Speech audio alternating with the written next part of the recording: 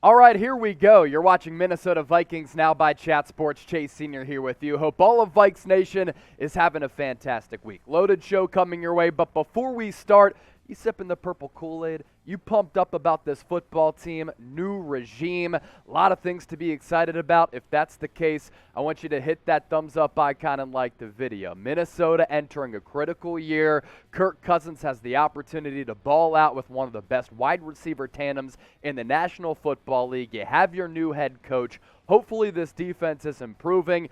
A lot of things to be excited about, so hit that thumbs up icon. So, want to start today's show by talking about the offensive line, an area of emphasis and a little bit of an area of concern for this team, especially considering the conference in which they're playing with a lot of good pass rushers and the division in which they're playing within with a lot of good pass rushers as well. So Christian Darrisaw, former first-round pick out of Virginia Tech. I really liked him coming out of the draft last year. He is the 7th offensive tackle in the history of the Vikings to get selected in the first round, and he's getting a lot of praise for what he's been able to do so far throughout training camp. So much praise that Albert Breer, this is crazy, said that he could be the next Trent Williams. We're talking about Trent Williams here, folks, who was named by players, coaches, and executives as the most dominant player in football outside of Aaron Donald, and last year, according to Pro Football Focus, the highest graded player in the league. You get that tackle spot right with Christian Darrisaw, that's a franchise pillar for this organization. And you look at this Vikings offensive line, outside of Darrisaw at left tackle, protecting the blind side for Kirk Cousins.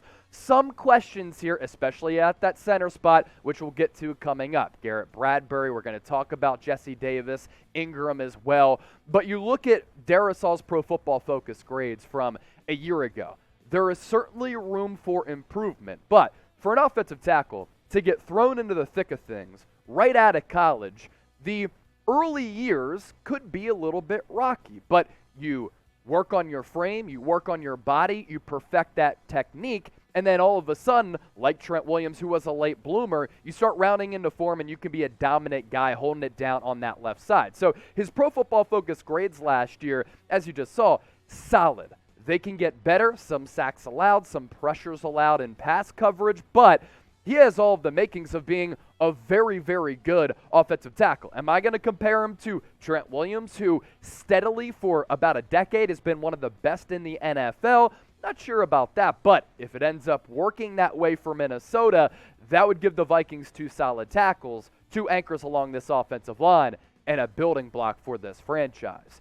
So Christian Darrisaw, entering another year, year 2 for him.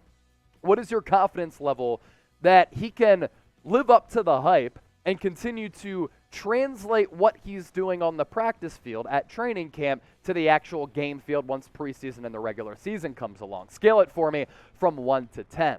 From left tackle to the interior of this offensive line, shifting gears to Garrett Bradbury. So Harrison Phillips has been destroying him in one-on-one drills. He looks undersized yet again, which has been a big problem for him over time.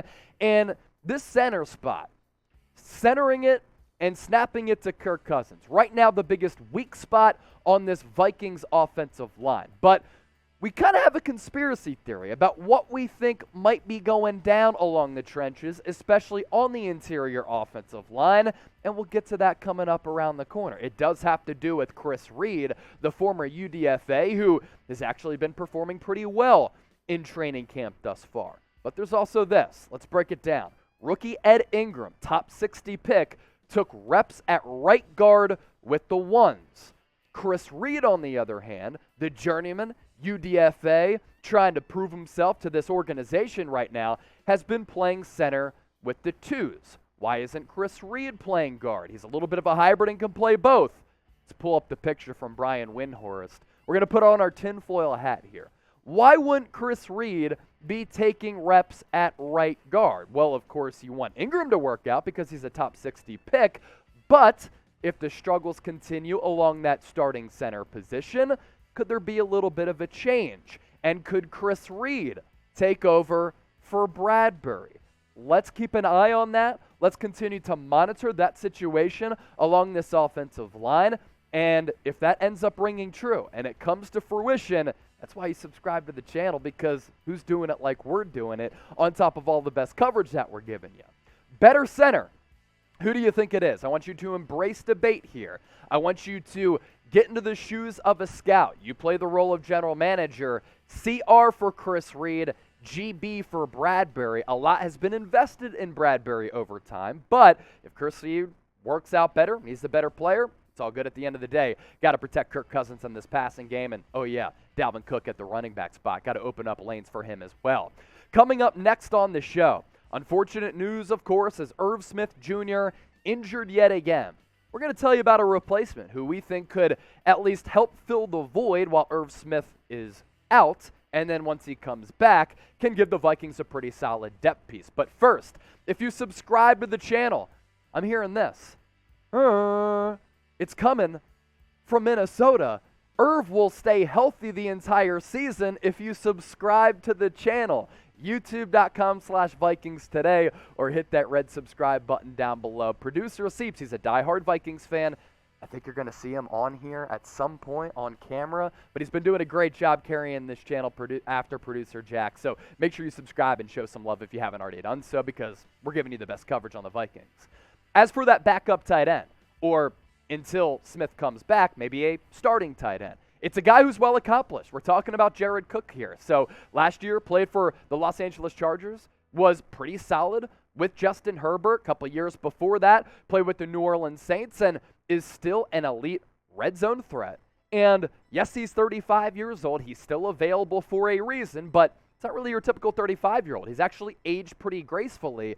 Last year, you'll take this production if you're Minnesota, especially if he ends up being a backup tight end once Smith comes back. 48 grabs, 564 yards, nearly 12 yards per catch, a security blanket, especially on some of those money downs, third and short, third and medium, third and long, because he's about a first down pickup every time he catches the football, and 4 touchdowns. So he could be that red zone threat as well, and then make some things happen in between the hashes. And on this Vikings depth chart here, I mean, Johnny Mundt, Ben Ellefson, cool, but Jared Cook is the much better player. And even if Irv Smith Jr. can stay healthy and he comes back and ends up living up to those expectations, because a lot of people are excited about him as a tight end prospect, then he could be a really good depth piece, as we talk about. And you can never have enough depth at any position throughout the rigors of what is now a 17-game and 18-week schedule. And for Minnesota, hopefully they'll be playing playoff football. And lastly, we know that Kirk Cousins really likes his tight ends, right? That is something that gives him confidence in the pass game. Yes, of course you have Justin Jefferson and Adam Thielen. Dalvin Cook, I'd like to see him utilized in this new offense, catching screen passes out of the backfield, especially on some of those wheel routes, because he's certainly capable, just like his brother, who got drafted out of Georgia. But when, the offense isn't operating as seamless, then Kirk Cousins likes to go in between the hashes to target those tight ends. And it's a great threat to have when you get closer to the red area and in the red zone, because it can win some of those jump balls and physical matchups in the trenches.